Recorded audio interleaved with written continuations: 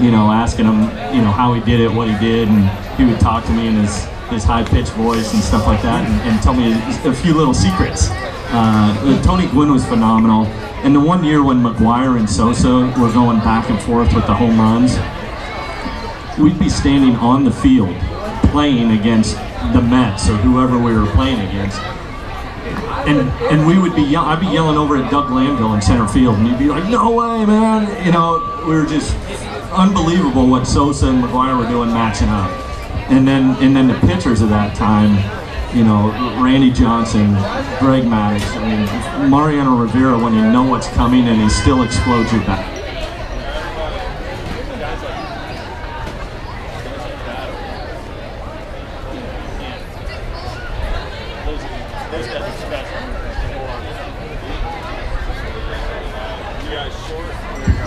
Those guys are beyond words, and when you have a major league team that goes out and watches somebody take batting practice, when we were playing the Giants and we went out and watched Barry Bonds take batting practice, is phenomenal. And I know if I was still playing today, there was one guy, and I actually went and watched Detroit take batting practice one day, and watched Miguel Cabrera take batting practice. It is pure art what he does. It is phenomenal. Yeah, that's another one of my favorite hobbies, is watching Miggy. I go out to watch Donaldson, I make it a point, and then it's kind of like the same thing. Like so what happens is when you're the road team, you hit second, you hit VP second, and you're stretching while the other team's hitting, and you'll see, like, when Miggy starts hitting, everybody that's stretching for the A is kind of paying attention. They're kind of like, what's he doing? And it's fun to watch. It's a respect that you have for the game, and being a fan of the game, or just seeing these guys, and always going out there, and when you're the guy in the major leagues that everybody wants to be like, it's like you're in Little League again. And you go, I want to be like this guy. And now all of a sudden you're in the major leagues and you go, I want to be like this guy. It is something, because you're such a fan, you're into your craft so much, and enjoy and love the process of doing it so much. To see somebody that is the best at it, think of anything, whether it's a piano player, an artist, anything like that. If you have a chance to see the best that there is, or somebody that you admire, you go out and do it. Whether it's Donaldson now, whether it's Miggy now, whoever that is. I mean, I would pay money to watch Ichiro take batting practice right now, even though he's at the tail end of his career. Mark, has this worn off? I know you haven't been in the bigs that long, but has it worn off the sense of wonder? John has described going to old Yankee Stadium and Monument Park the first time you played at Yankee Stadium and walking out there and checking out all the statues. Has it worn off at all, or is it still make you think like, wow, this is a dream? It hasn't, and I don't know if it ever will.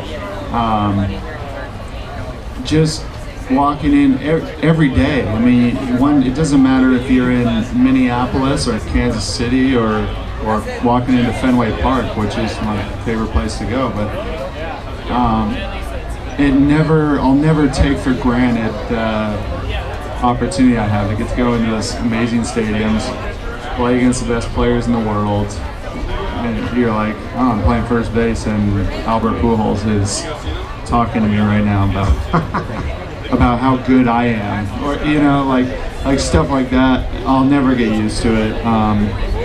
It's amazing. I don't think I'll ever get used to it. It's you have to step away from it, I think, and realize that you belong.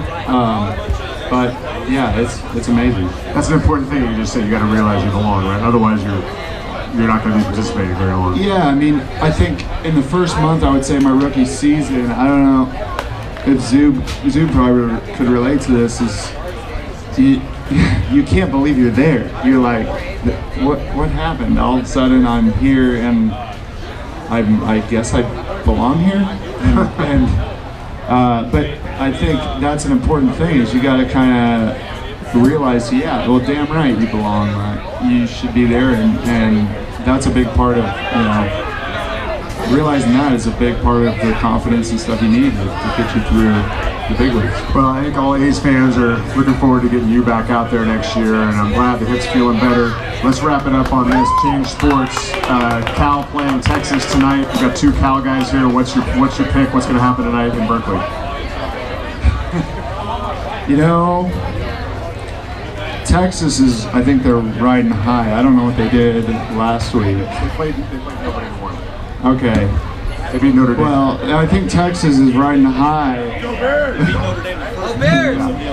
Yeah. I think Texas is overconfident. They're coming into Bear territory, and I don't know if they're ready for it. So I think we could see maybe an upset scare. We'll keep an eye on it. John?